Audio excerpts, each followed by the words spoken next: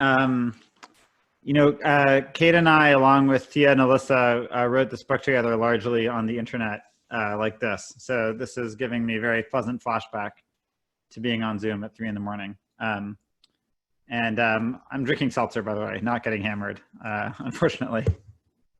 So, okay, let me just jump in here. I think it can be helpful to just step back for a second. What is the Green New Deal? I think that, in the book, we largely agree with the framework that AOC and Ed Markey put out in February of 2019 in the sense of a big, massive kind of transformation of the economy with, I think you could say, 4 major characteristics. One, just massive mobilization along the lines of the New Deal and World War II, not the same, but equally large mobilization to decarbonize the economy incredibly quickly, because carbon emissions are the root cause of climate change, climate emergency, which could devastate all of us. Second, fully embrace the notion of kind of universal social services. So even if it doesn't have an immediate carbon benefit, free healthcare, abolish student debt, of course, free access to education, childcare, and so on. And that's extremely relevant, obviously, in the context of this pandemic. Third, jobs guarantee.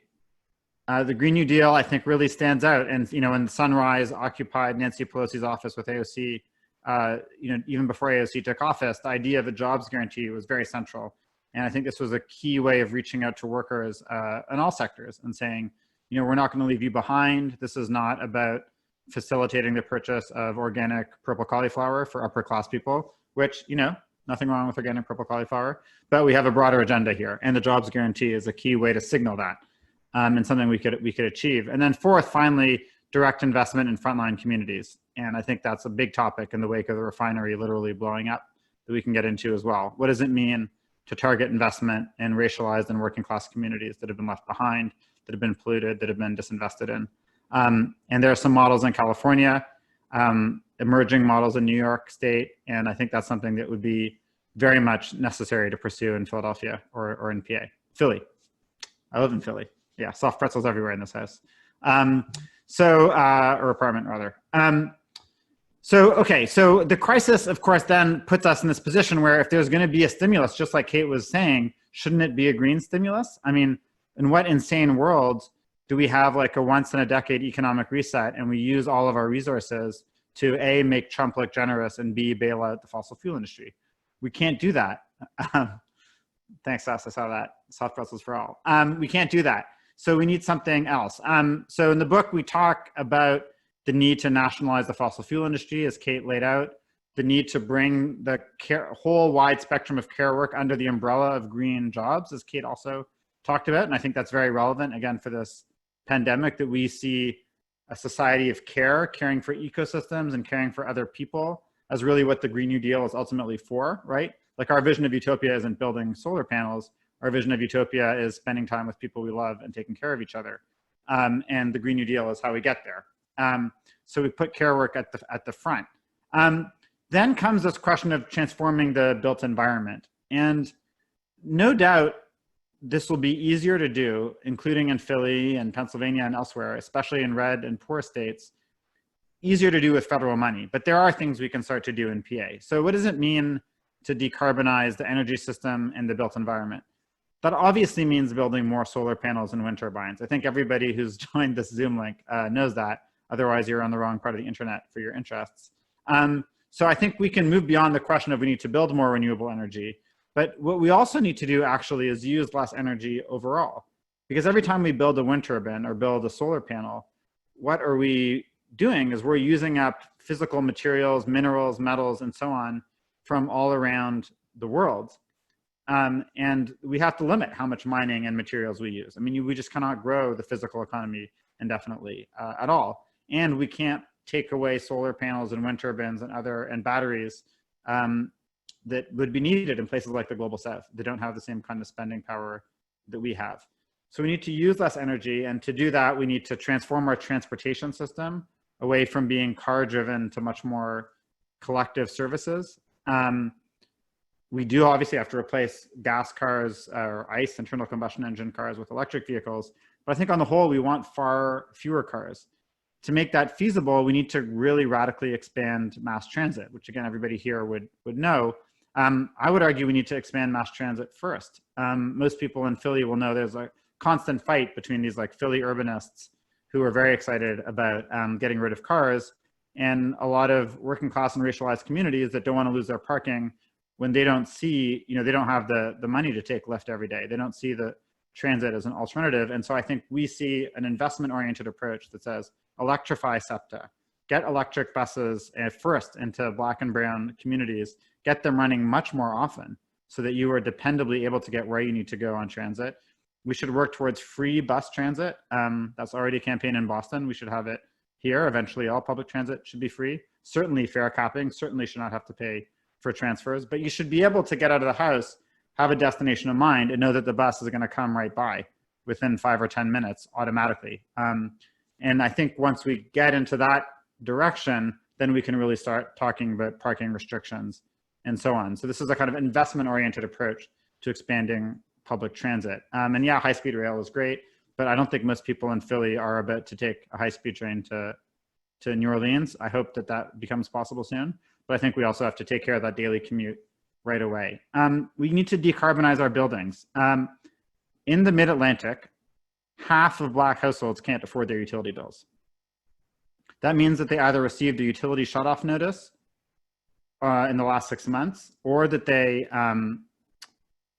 sacrificed on necessities like food, or that they keep their home at an unsafe temperature. Some research I've done shows that there are neighborhoods in Philly where people pay up to a quarter as much in rent as they do simply on electricity. So imagine looking at your AC unit on a very hot day in that context. So we need to really physically transform buildings. We need to give people new clean appliances, and we can get into the details of all this, but there are actually precedents already in recent US policy history. And in the context of Philly, we have a municipal gas company, PGW, which I would argue we need to transform, not get rid of it, but transform it into an electrification company. And you can simply imagine that as the years go by, the share of the workforce that's doing electrification gradually takes over the entire company. So, there are people who have electric stoves, there's fossil gas infrastructure, and we can't just wink it out of existence.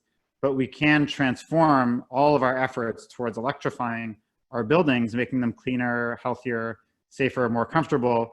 And at the same time, what happens in PGW is that older folks retire and we insure their pensions, and younger people retrain into electrification. And in fact, this is going to take so much work, it'll actually probably really expand the workforce of PGW. And that will be an opportunity to provide union jobs for Black and brown working class people all across the city, who I'm sure are looking for a chance to do good work for the climate. So we could talk more about home energy retrofits. This is a big passion of mine. This is absolutely something you can start at the city level or at the state level. It'll be a lot easier to get everything done once we have federal funding, just because the volume of funding is so much larger there. And I want to note on this and many other topics I'm talking about, all of what I'm describing practically is in the platform of Nikhil Saval, wonderful, beautiful human being who's running for state senate in central Philly. And we need new social housing, we need rent control, and we fundamentally need to make it so that everybody can afford to live in a healthy, safe, green home. And I could talk about housing forever, so I'm going to put that off. Let me say, and we need to expand public recreation.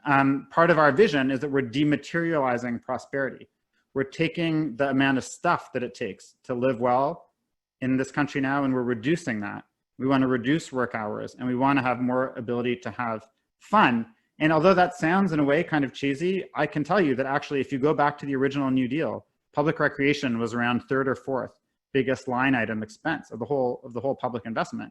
Things like the Wissahickon were radically expanded during the New Deal, and they spent as much money on that as they did on sewage infrastructure. We really need that as well. I mean, people need to be able to get out of the city or get to other parts of the city in electric buses or trains and dive into the wild, dive into nature, and have a good time. And that's not, again, a joke. This is a serious part of the program of creating a better world physically for us to live in which we don't need to consume as much stuff, and we have other alternatives for a good time. Very quickly, we talk in the book about the international question at some depth, and we talk about the need not just to have an internationalism of UN meetings and resolutions. I defy any of you to go on the United Nations website and just survive in 30 minutes of clicks. I mean, you will literally run out of space on your computer just trying to save the glossary of acronyms. It's a complete disaster. And as you know, not that much gets done. I thought one of Bernie Sanders' best lines of the debate on Sunday was, you talk about Paris. You're like, yeah, you want to rejoin Paris. Great, who cares? It's nice, rejoin the Paris Agreement, but like we're talking about a wartime mobilization here. And in terms of international solidarity, I think in our view, what's really essential is building solidarity across supply chains so that, for instance, communities that are on the front lines of mining for things like lithium, which we use for rechargeable batteries, are in touch with communities here that are putting those batteries in their utility systems. And we have a global justice framework that looks a lot more like the food sovereignty movement than like endless meetings at the United Nations. Of course, we keep the UN and fortify that, but we want to have a global cooperation from below. And we could talk about more about that in Q&A if people like. The last thing I want to say before we move to questions, we end the book by getting into the politics of this issue. And one of the things we talk about is, I think, an issue a lot of us are facing now as we look at the Bernie campaign, and we don't know what's going to happen. And I still think that there's a shot of them winning. And there was a poll today that showed them essentially Bernie and Biden tied, which is very exciting, but we'll see. What we talk about is going all in on climate, such an emotionally difficult issue and politically difficult. Going all in on climate is not to say if we lose at any one little point, it's over because our timelines are so strict. Going all in on this means that if we get knocked down, we get up and we look for new opportunities and we just keep the organizing going. And so I think in the context of the stimulus, we say, well, hey, what do you know? We did some polling with Data for Progress, and a majority of Republicans support massive green investments in things like electric buses. Majority of Republicans support things like home retrofits for low-income people. So we can push, and we can mobilize against Congress people, we can mobilize with a target of the Senate, we can mobilize if the target is the Biden administration, God knows Trump, I'm not very optimistic about that. We can mobilize at the city level, we can mobilize at the state level. We do have to cut emissions by 25 to 50% by 2030, but there are a lot of different ways to get there. There's direct action, which, the new Green New Deal is many things, but it is not a repudiation of blocking pipelines. Absolutely not. That's essential. So we have to have just this kind of like all out, I think, organizing mentality, which is like the Green New Deal, or essentially egalitarian decarbonization is the overarching framework. And we fight very hard for it. And we learn to fight quickly. That'll be the last note, is we talk about how Jane McAlevey, who's a great union organizer, discusses that you can turn around a moribund union in just 1 to 2 years. If you look at the Chicago teachers, the LA teachers, huge union victories, red state revolts. You often have cases where a really dedicated band of organizers goes into a union and fires it up. And we saw within the Philly union struggle, the We Caucus come very close to winning a majority, forced the existing leadership to work extremely hard to stay in power. And I think we could imagine we winning next time, or who knows, maybe the existing caucus will self-dissolve and become left-wing. But we can really build up union strength very quickly. Philly is a union town. I think there is a real opening, especially if we get green investment. We can make the argument, and then once we get some money flowing, to say, listen, at the end of the day, in Philadelphia and Philly, what it means, like culturally and politically, to be pro-working class is to be pro-green investment. Green investment is not something we want associated with Whole Foods. I mean, what we want green investment to be associated with is your buddy who went to trade school is now retrofitting buildings and making a very good living. Green investment in Philly means that your friend might run a community garden that is selling, food for a school lunch program. In Philadelphia, working in green investment, if you're a teacher, means that in your school, not only is all the asbestos being pulled out and all the mold being pulled out and the lead and all that, but the school is being retrofitted to have safe, comfortable temperatures year-round with heat pumps, that there's new funding in for wraparound services, that the schools, in fact, are resiliency centers and community centers year-round throughout the week and throughout the day. So I think that is the kind of vision we have to find a way to build towards. We've both used up a lot of time, talked a lot, so let's move to the next section. Thank you all for hanging out with me on the